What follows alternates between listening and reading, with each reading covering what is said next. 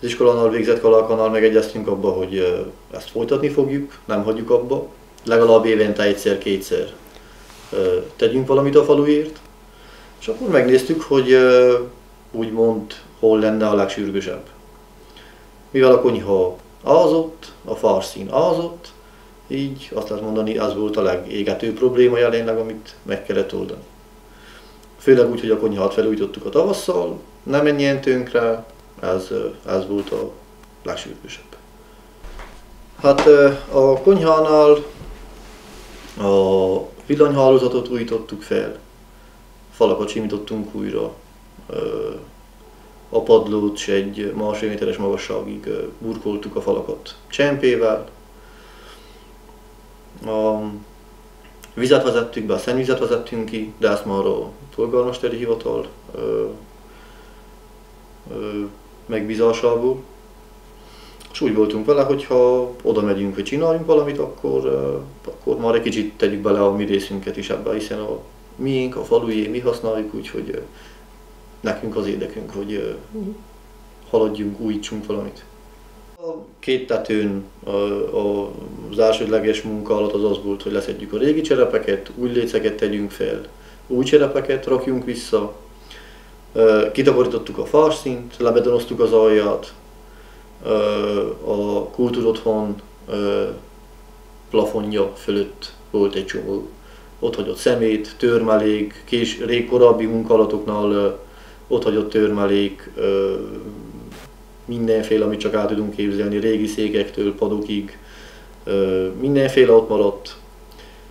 Terhelte a plansont, amúgy sem egy fiatal, egy jó állapotú plansonról beszélünk. Tehermentesítettük, csatornákat szereltünk fel a megjavított tetőkről. Elvezettük az esővizet, csöveket raktunk le a földbe, kivezettük a betonozott sáncba. Úgyhogy most minden esővíz, ami lejön az épületről, az udvarról egybe kiürül. Azt lehet mondani, hogy vízmentesítettük a kultúrotthon udvarát, hogy vesszük.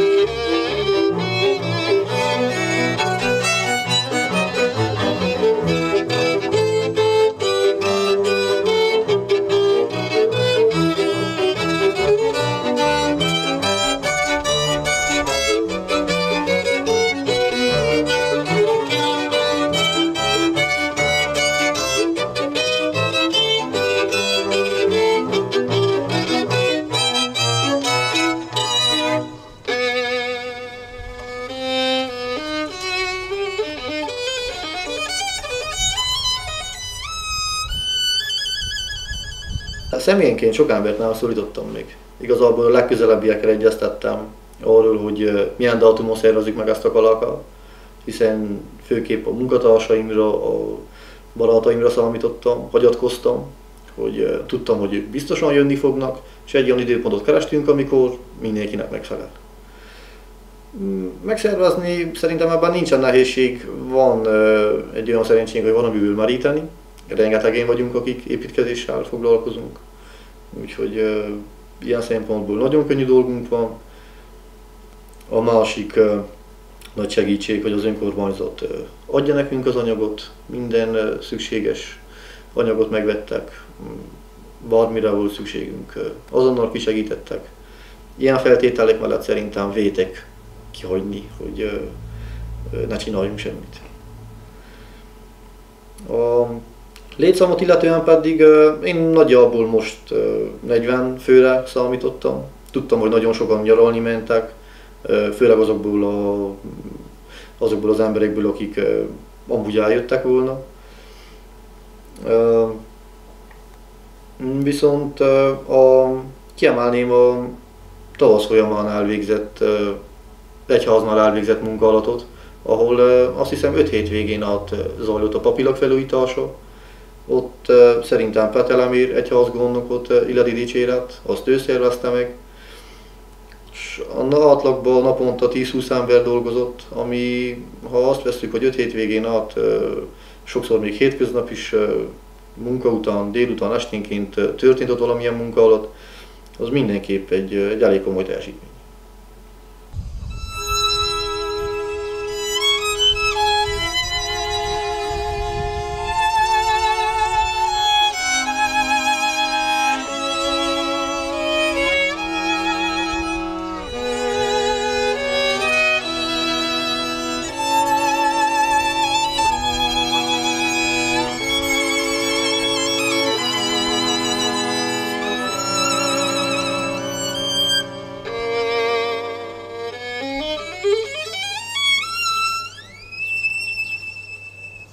Ha van, aki mozgassa, van egy jó cél, akkor az emberek odaállnak. Mindenkiben meg van tenni akarás. Mi itt születtünk, legtöbbünk itt szeretne megöregedni. Mindannyiunk érdeke, hogy egy kicsit rámba tegyük magunk körül a dolgokat, amennyire tudjuk. Nyilván nem tudunk mi mindenféle munkát elvégezni, de kisebb-nagyobb javításokat, főleg ha van anyagi támogatás, akkor a munkakedv az adott, szakmai tudás adott, létszám adott, szerintem ezt ki kell használni. Viszont én úgy láttam, hogy te még ezen kívül a csapatoddal külön válasz önkéntes munkákat. Mi sürgünk, forgunk eleget itt a falu területén. Füvet nyírunk, sancokat takarítunk, szemetet szedünk, amit csak el tud képzelni. Az én véleményem erről az egészről az, hogy amerre csak látok, nézek, azt látom, hogy az emberek folyton panaszkodnak. Minden megy tönkre, minden romlik el, de nagyon kevesen akarnak tenni valamit. Pedig szerintem panaszkodni nagyon könnyű, de az ember néha fel kell tegye magának a kérdés, hogy tettem-e én valamit azért, hogy jobb legyen. Ha van egy tócsa a házam előtt, dobtam-e bele egy lapátkavicsot? Vagy ha van egy lakatlan ház, egy senki földje úgymond, ahol 2 méteresen nőtt a fű, vágtam-e én azt le valahol? Ha eldugult egy vízzelvezető sánc, pucoltam-e én azt? Vagy csak panaszkodtam, hogy senki nem csinálja meg. Ezek apró dolgok mégis rengeteget számítanak. Mert ha kicsi dolgok, de ha tudjuk, van lehetőségünkre, azt megtesszük, már is egy kicsit rendezettebb a környezetünk. Azt mások is lássák. Viszonyalíthatom, ha valahol levágtok a füvet, ahol korábban még senki sem, legalább 3-4 helyen másnap kaszáltak a faluba a füvet, ahol szintén gondozatlan volt. Úgyhogy ilyen szinten is lehet hatni emberekre. Nem azt mondom példát mutatni, de... Hát a jó példa is lehet, igen. Ragadós. Meg hát azt hiszem, hogy a fiataloknak is példát mutattok, a gyermekeknek ezzel, mert... Szeretném, ha ez így lenne. Szerinted jó lesz? Köszönöm!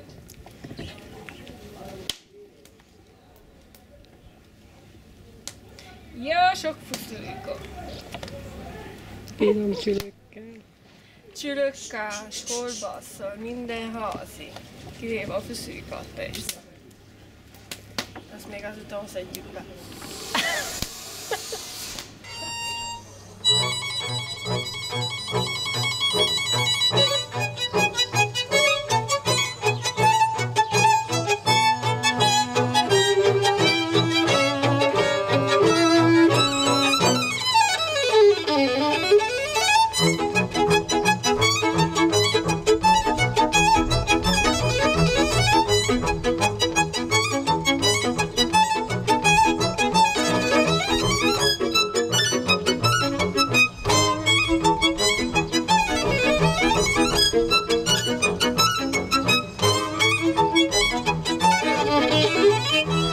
Fiatalok szép számmal eljöttek.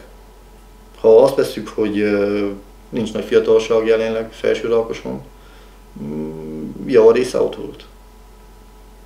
És legyen szó bármilyen kisebb. Ha a futballpályán javítunk valamit, jönnek, segítenek, részt vesznek, úgyhogy nem kell túlságosan ösztönözni őket, hogy eljöjjenek. És az mindenkinek egy jó kikapcsolódás. Egy csomó ember, aki alapjavével lehet, hogy köszönnek, elmennek az úton egymás mellett. Itt összegyűlünk, beszélgetünk egy jót, jó hangulatba eltelik a nap, dolgozunk, a nap végén van látszata, van eredménye a munkánknak, és mindenki úgy megy haza, hogy na, én ma tettem valamit. Így van, tehát egy komoly elégtétel is ez. Igen. Egy ilyen látványos, mert hogy Igen. azon kívül, hogy nagyon hasznos, tehát azért ez tényleg látványos munkák is, mikor egy tető megújul. Pontosan.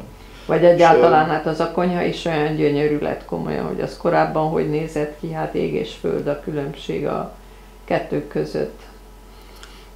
Remélem, hogy tudunk vigyázni rá, mint mindenre, amit eddig és a későbbiekben megjavítunk. Itt rengeteg a tennivaló. Ha rajtam múlna, itt még dolgoznánk eleget. Legsürgősebb? Hát mindig a legsürgősebb munkák azok a beázások. Az egyik legsürgősebb munkának lehet tekinteni, ugyancsak az óvodaépülete, ahol szerintem megint csak szükség lenne legalább egy cserépforgatásra. Ott a tetőt javítani kellene. Az egyház épületeinél még mindig lenne javítani való, főleg a templomunkra kellene csatorna. A belsejét ugyancsak egy felújítás megilletni. A kultúrotthonnal persze, hát ott még rengeteg a tennivaló. Ha valaki tenni akar valamit, akkor itt nagyon hamar kap magának. Hát a következő projektünk szerintem az udvarpiskótázása lesz a kultúrotthonnal, miután megtörténik az aszfaltozás. Utána pedig meglátjuk. Én bízom benne, szeretném, hogy ha a kultúrotthonnal nem állnánk meg, polgármester úrtól kaptunk ígéretet, fogunk még anyagot kapni, hogy gyakorlatilag szervezünk, úgyhogy lássuk, hogy lesz időnk.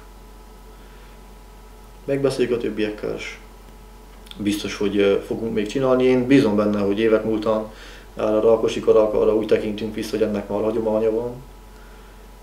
Mert kisebb-nagyobb kalákák mindig voltak, de falu méretűek most egy éve, hogy elindultak.